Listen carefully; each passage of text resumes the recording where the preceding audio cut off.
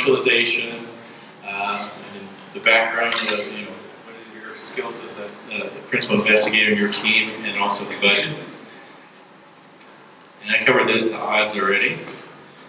Reasons you get declined, follow the directions. You don't want to screen out for not following the directions. But a lot of times the work plan, as I mentioned, not enough detail to it. What you're doing is not innovative. Maybe I've got like 2 more slides here, and then we'll take some Q&A.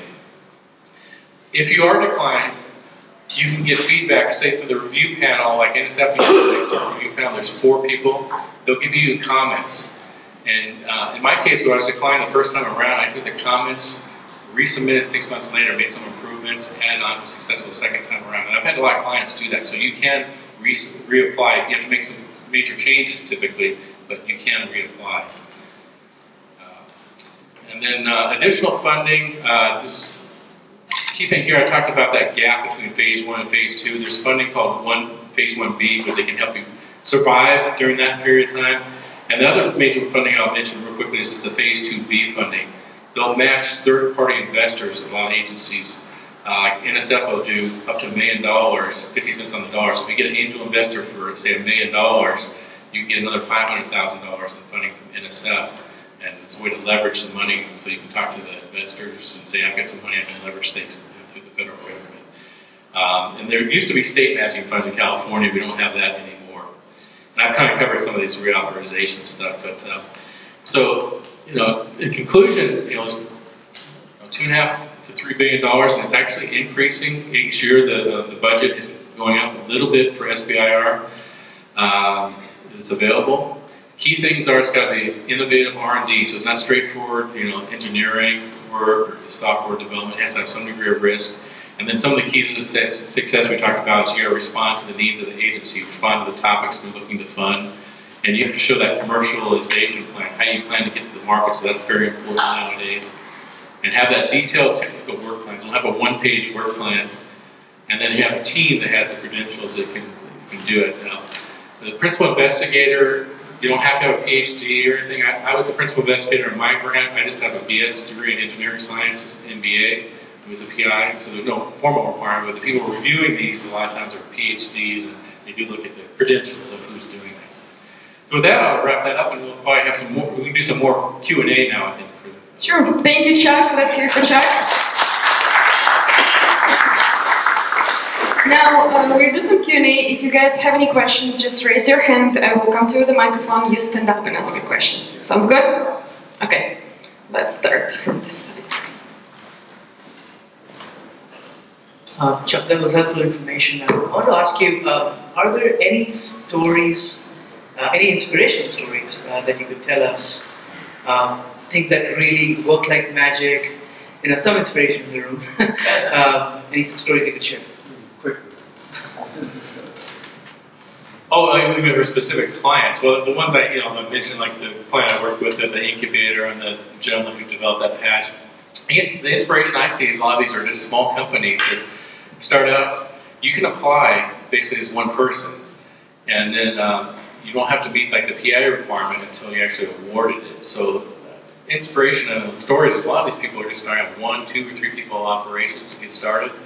All of our client information for the SBDC is confidential, so I can't talk about.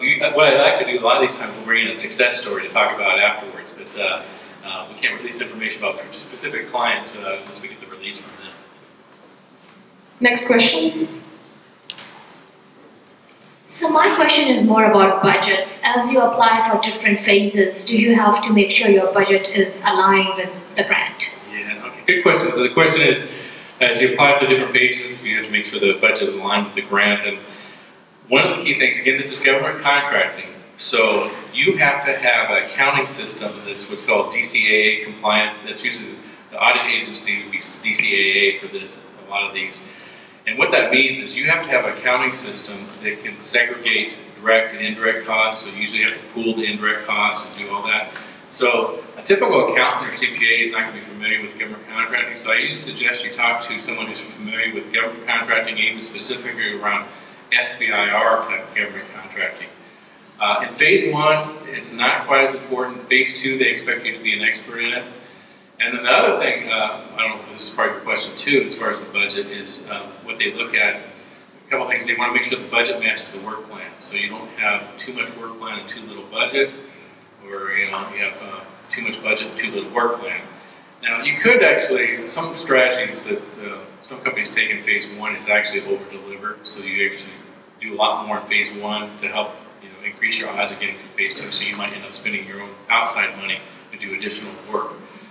The other thing I'll mention on the budgets too is government contracting. So after you get your phase one award, there's a couple month period where they'll actually come back and ask questions. They want to know, how did you come up with, you have to project out how many person months of effort, and you're going to pay the PI, $100,000 a year, $150,000 a year. It has to be a reasonable salary. Sometimes I have people that propose too high of a salary and they'll question that.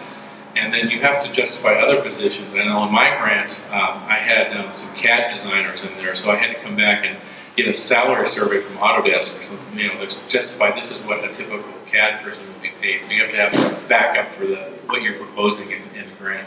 And another big thing is, I mentioned that indirect thing. That's the real challenge. Is particularly in phase two, you want to have an accurate indirect rate. But once you've gone through phase one, you can start tracking those indirect costs. And if you're working with an accounting firm that's familiar with that, they can really help you in that process. So I'd suggest doing that.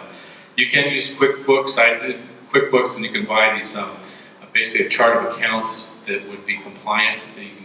I think I paid like $500 to get a kind of plug-in chart of accounts that allowed me to segregate all the indirect costs, and then I had it reviewed by an accounting firm on a quarterly basis to take a look at that. Next question is here. Right here. Good evening. My name is DeForest Math.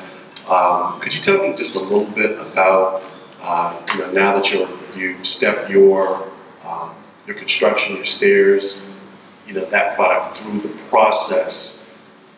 What is it? What is your day-to-day like in terms of the business itself? How does that run, and how Yeah. Well, unfortunately, mine wasn't a real success story. My phase one was started in 2005, and the phase two award was 2007. And since we were applying our technology in the construction industry, you guys remember what happened in like 2007, 2008 to the construction industry? It took a complete dive and a lot of it stopped. So we didn't make it to phase three. I have a lot of equipment still stored in my garage right now. And one of the things with the overall program, I mentioned the odds of getting phase one and phase two funding. We don't have a lot of good statistics on phase three. There's a couple of firms that are starting to track that data, and the reason they want you to register with SBA now is to track your success once you get through phase one and phase two. They still call and survey me, for example, after the fact, you have any revenues and that type of thing. But where we really fall down in the program is getting from phase two to phase three commercialization. And I've seen statistics that say it's as low as like 1 out of 20, which has been 5%. So that's where we're hoping like our TechFuturesGroup can help with some of that type of thing to help. What is that go-to-market strategy? How are you going to get to market, and how you get the additional funding and financing you need beyond this SBIR to make it there. So after you get through phase two, hopefully you get up to a point where you either have customers or you can license it to somebody else out. At that point in time, in phase three, you start to generate some outside revenues. Now, a lot of companies might go after. I had a client yesterday that had 5 phase ones and 2 phase twos and 1 phase 2B award through NSF, and they had another one that was a phase 1 DOE. So they've got several grants, but they still can't get to that phase 3 of commercialization. And the agencies now require you to submit a report now showing your commercialization success. So you actually have to submit a 1-page commercialization success report with your phase 1 or phase 2 application. And they're going to start looking at, if you've got 10 or 20 of these awards, then you actually could be dinged and held out of the program if you haven't made it to phase 3 commercialization. Next question. Hi, my name is Al. I have 2 questions for you. Okay. Supposing you do get the grant, what do you have to give back at the end of the time? A big long report or a 1-page thing, or what do you have to provide? Yeah. So the question is, if you get the grant, what do you have to provide back just in terms of report? Typically, it's just a final report for like phase 1. And one of the nice things, the cash flow wise, like when I got my phase 1 back then, the cap was $100,000 at the time instead of $150,000. But for NSF, I got a $70,000 electronically funded into my bank account at the very beginning of the grant, and then withheld the final one until I get the final report in. Now your final report is actually part of your phase 2 application too, so it's going to be, your final report is fairly significant, particularly if you're going up to phase 2. And then phase 2 is a 2-year effort. It depends on the agency, but I know with NSF they require a report every 6 months, which basically shows where you're at on your work plan. So I had a Gantt, they actually have you fill out a Gantt chart, where you're at in your work plan, and then how much you've expended. So they want to see kind of how that matches up. And then there's a final report at the end. Well, I guess this report is as thick as the application, bigger or generally smaller? I don't know. No, like a phase 2 application could be 100 pages, and my phase 1 report, it might be 20 pages or something, depending on how much data and results you have. So it could be, a significant report. And I don't think it's what they're looking for. They want to see more commercialization success and see if you've got any customers. And it's not so much the report is a requirement of getting that final payment, but I don't think it's anything they're looking for number of pages per se. Okay, my second question is, you mentioned briefly VCs are coming in. Is that for both phase 1 and phase 2, or just? Yeah, it could be for both. The question is that a VC-funded company is coming in, and yes, it could be for a phase 1 or phase 2.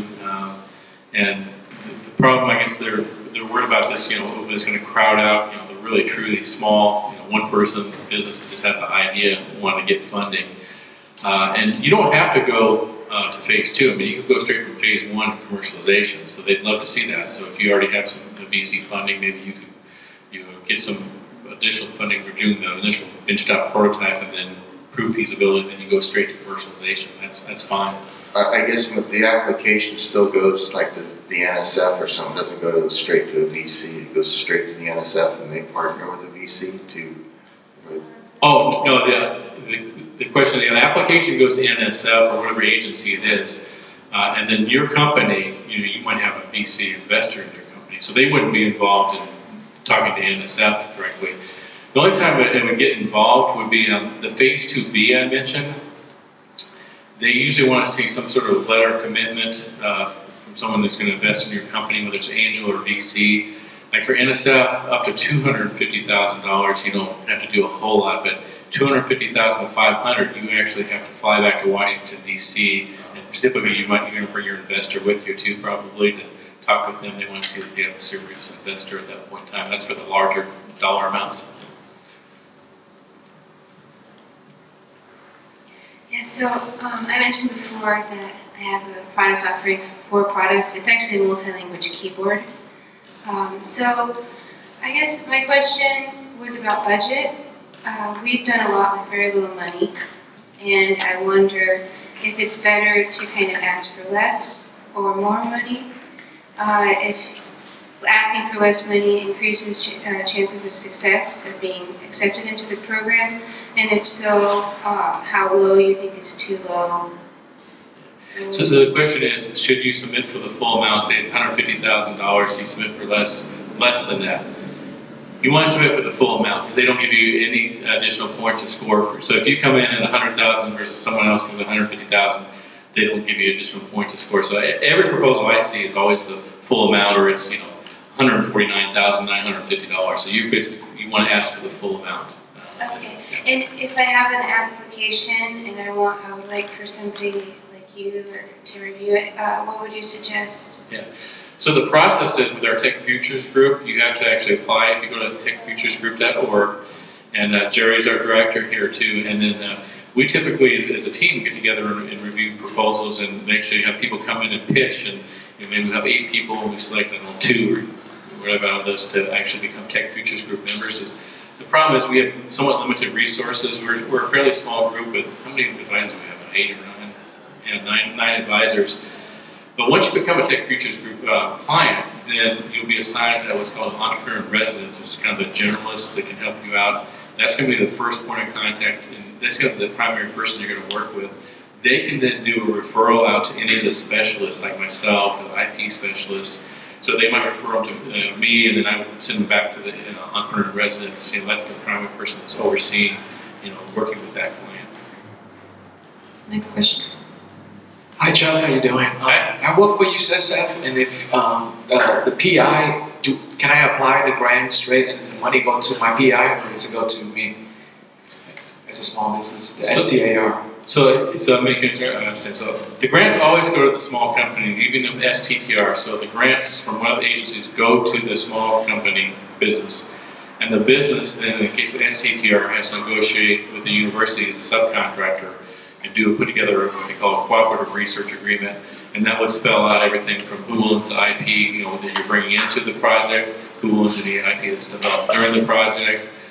But yeah, the money all goes to the small business. The small business then subcontracts with the UCSF for the project. And then we have to pay the licensing fee or the patent fees, right?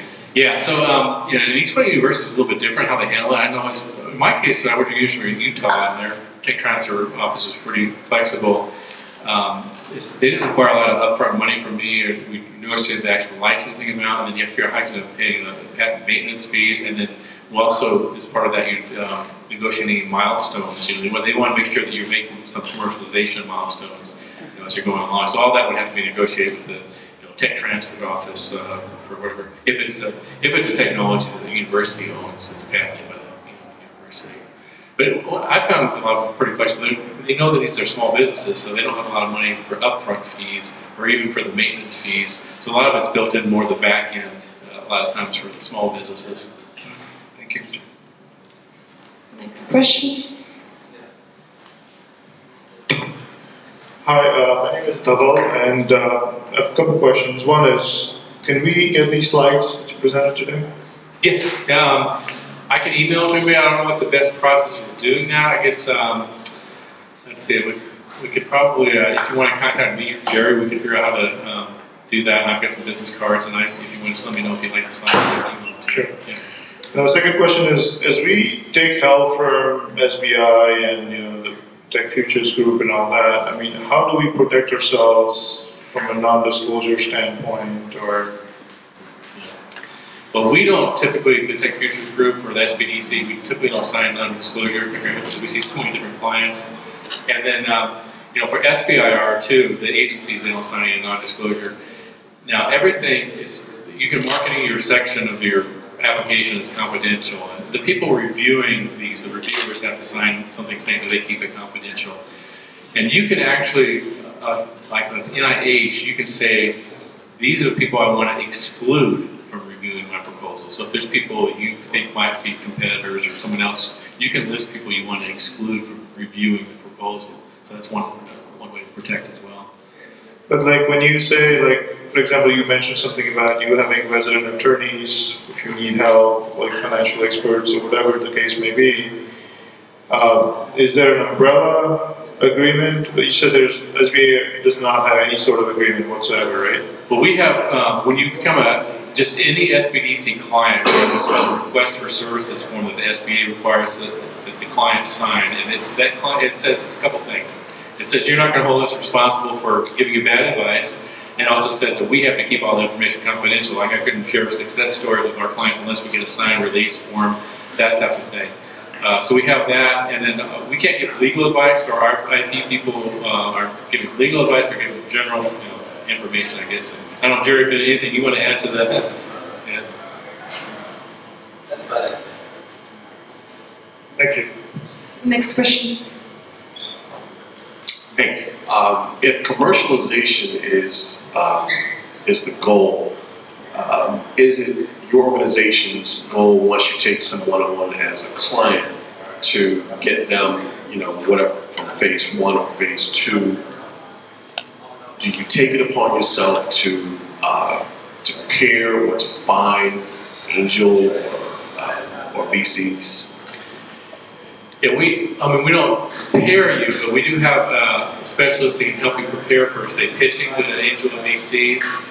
And the way we operate in general, too, we're more counselors and consultants, so we don't do work for you. Even in me, the process, say you became a client of TechFuturesGroup and you want to go out to SBIR, we don't do any of the writing and research. It's up to you to do the work and the writing. We can review it, provide comments, and help you increase the odds of success. So maybe 1 out of 10, maybe we can get you to 1 out of 2 to 1 out of 3.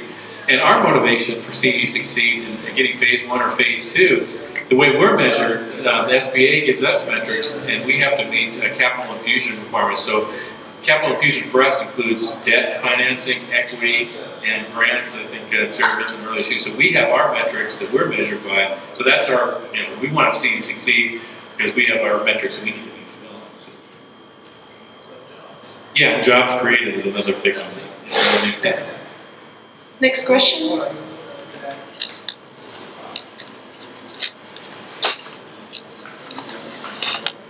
Hi, my name is Nikolai. I have a question. So, for example, we got funding for the team that works not for the main project of the company, so like separate, and they make it through the first stage and second stage, but they didn't start to make any revenue. What kind of consequences will follow? So we'll basically we'll run out of money. We'll not finish the concept or the patent, and will not start to offer our product to the market. Right? What kind of consequences will the government, put on us? Because, for example, our company generated profit in general, but not this exact team that was working on the pattern. Right? Yeah. So the question is, what's the consequences of you not, say, ever commercialize and generate revenue from the phase 1 and phase 2? Really, there aren't any. That's one of the nice things about the program here. They're looking to fund, as I mentioned, high-risk R&D. So that's kind of the purpose of the program. They know that, right now, I say 1 out of 20 are going to make it, and the rest are not going to succeed. So in my case, I was kind of a failure. I guess I made it through phase 1, phase 2, never made it commercialization. You don't have to pay back the money. And if you had other revenue, they're not going to come after that other revenue. So they're not going to come after that other revenue. You might have to. If you purchased equipment, you might have to give equipment back, depending. I did it in my case. Typically, phase 1, there's not enough money anyway to buy equipment. They don't like to do, the $150,000 doesn't go very far. Phase 2, you might be able to buy equipment if you can show that you specifically need it for the research and development effort. In our case, we were using a 4-axis water jet to cut out material. So I had to buy a water jet pump, which was like $40,000. I actually bought it used, and we converted a 3-axis router to this 4-axis water jet. So I had about $50,000 worth of equipment that we purchased in phase 2. So that's the only thing I can really think of is maybe you give equipment back, but they're not going to come after other revenues or hold you responsible for it. There's so many. Right now there's so few that actually make it to phase 3. So that's the purpose of the program: is fund this cutting edge, high risk type of research. Next question. You mentioned something about financing and how the TechFuturesGroup's performance is measured. Can you say more about that? Is that basically the businesses that you guys coach getting financing? Yeah, so all the ones that we provide counseling or coaching to, one of the things when you sign the request for services form is we say we're going to survey you, and ask you, did you get an SBA loan, or did you get an SBIR grant, or did you get equity funding? And we have to report that back to the government. Now, we report it in aggregate, so we don't report specific information about your company. So that's one thing we do ask. I guess there's no cost for our services, but we do ask you participate in surveys and let us know about your we call it economic impact.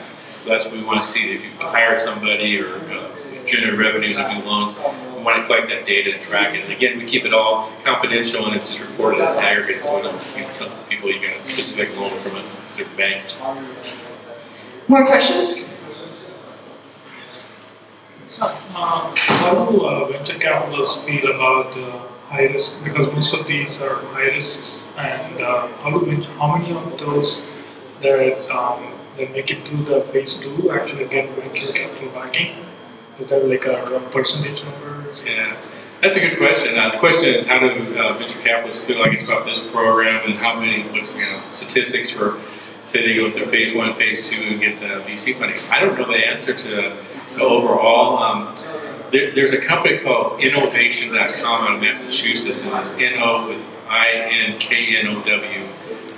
And they actually have a lot of good data. They probably have, I know they are tracking some of that as far as VC-funded companies that started out as SBIR. I don't know it off the top of my head, but that would be one source that has some good data on it. As far as how venture capitalists, I'd say 10 years ago, venture capitalists didn't like this. They don't like government programs. So with all the strings attached and everything involved. But from my point of view, I think it's a positive thing because you can leverage their money and it's non-diluted. And the IP, there's some concern with that. They're licensed for the government to use in certain cases, so that could be an issue with some VCs. But I would say now it's a lot more positive for VCs as far as looking at SBR program, as far as funding. And particularly if they're looking to later stage, if you've already demonstrated feasibility, with this funding, then maybe that's a positive for them at that point in time too. There's less risk. No more questions. Well, thank you, Chuck. Right. Thank you, Gary. It was a pleasure. I hope you guys enjoyed our meetup and check out more events. See you soon.